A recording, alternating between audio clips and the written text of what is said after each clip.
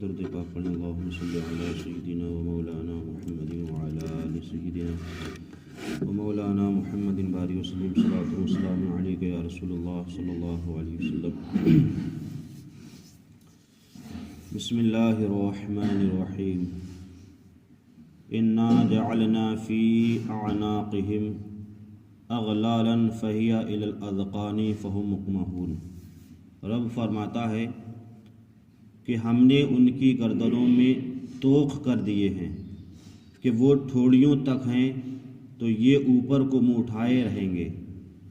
یہ آیت کریمہ ان کفار کے حق میں نازل ہوئی تھی کہ جو کبھی بھی دین کی اور اسلام کی اور قرآن کی باتوں کو نہیں سنتے تھے۔ جب بھی میرے آقا صلی اللہ علیہ وسلم کبھی تبلیغ فرمایا کرتے تھے تو یہ وہاں جا کر کے شور شرابہ کر دیتے تھے، لوگوں کو منتشر کر دیتے تھے اور لوگوں کو وہاں سے بھگانے کی کوشش کرتے تھے۔ مطلب ان کافروں کا یہی کام تھا کہ کسی طریقے سے حضور اکرم صلی اللہ علیہ وسلم کو تکلیف پہنچانا اور جو وہ تبلیغ فرما رہے ہیں وہاں شور و گل کرنا تاکہ لوگ ایمان اسلام کو قبول نہ کریں۔ تو رب نے فرمایا کہ یہ وہ لوگ ہیں کہ ہم نے ان کی گردنوں میں توق کر دیے ہیں۔ توق سے مراد یہ ہے ہم نے ان کی گردنوں میں ایسے توق پہنائے گئے ہیں کہ جہنمی وہ پہنیں گے تاکہ ان کی گردن ادھر سے ادھر نہیں ہو پائے گی۔ آپ نے دیکھا ہوگا پہلے جو لوگوں کو سزائیں دی جاتی تھی تو ایک توق ہوا کرتا تھا جو ان کی گردن میں یہاں پر ڈالا جاتا تھا، جس کی وجہ سے وہ گردن کو دائیں بائیں نہیں کر سکتے اور نہ ہی وہ اوپر نیچے۔ اگر اوپر نیچے کریں گے تو ان کے وہ سراغ اس کے اندر گھس جاتا تھا، یہ تکلیف ہوتی تھی۔ تو اسی طریقے سے یہ کفار و مشرکین تھے جو دینی متین کی باتوں کو کبھی نہیں سنتے تھے۔ اور یہ آیت کریمہ جو ہے ابو جہل اور اس کا ایک دوست ہے ولید بن مغیرہ اور اس کا ایک تیسرا دوست ہے، اس کے حق میں نازل ہوئی۔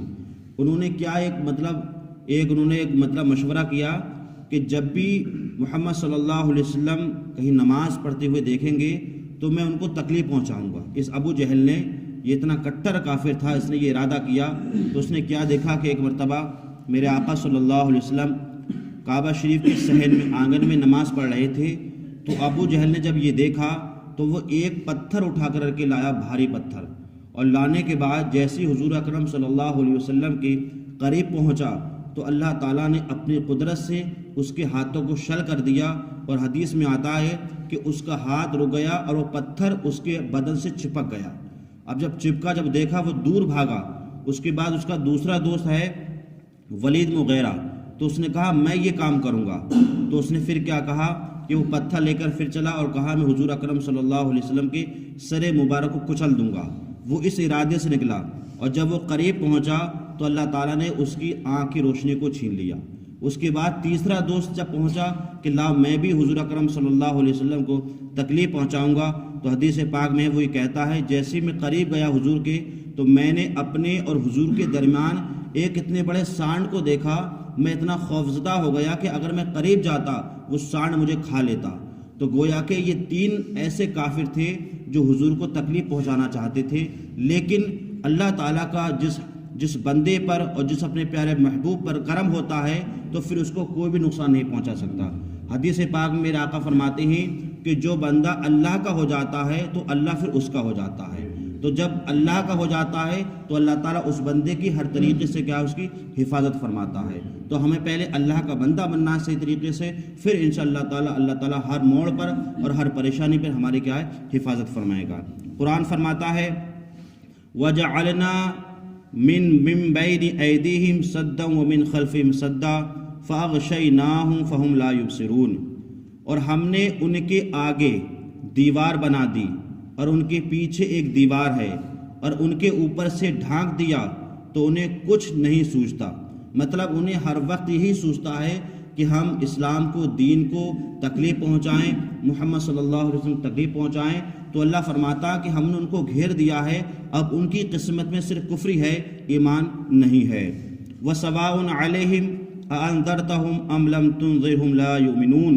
اور انہیں ایک سا ہے، مطلب جس کی قسمت میں ہمیشہ کفری ہے تو انہیں ایک سا ہے کہ تم انہیں ڈر سناؤ یا نہ سناؤ، وہ ایمان لانے والے نہیں ہیں، کیونکہ ان کا کام یہی ہے۔ إِنَّمَا تُنذِرُ مَنِ اتَّبَعَ الذِّكْرَ وَخَشِيَ الرَّحْمَنَ بِالْغَيْبِ فَبَشِّرْهُ بِمَغْفِرَةٍ وَأَجْرٍ كَرِيمٍ۔ رب فرماتا ہے تو تم اسی کو ڈر سناتے ہو جو نصیحت پر چلے۔ نصیحت سے مراد یہ ہے کہ اللہ سے ڈرے، اللہ کی باتوں کو مانے، اسلام میں داخل ہو، اسلام کی باتوں کو مانے، اس کے احکام کو مانے۔